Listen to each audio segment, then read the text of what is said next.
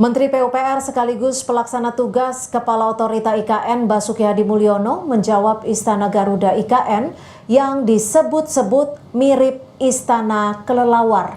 Menurut Basuki, bila-bila perunggu Istana Garuda bisa berubah warna menjadi hijau.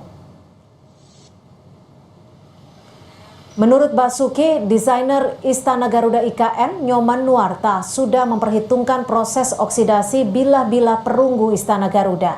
Hal serupa juga terjadi pada patung Garuda Wisnu Kencana Bali. Nantinya Istana Garuda akan berubah warna hijau cerah. Sebelumnya, ramai warganet yang mengomentari desain Istana Garuda mirip kelelawar dibandingkan burung Garuda. Istana Garuda IKN disebut-sebut memberikan kesan suram.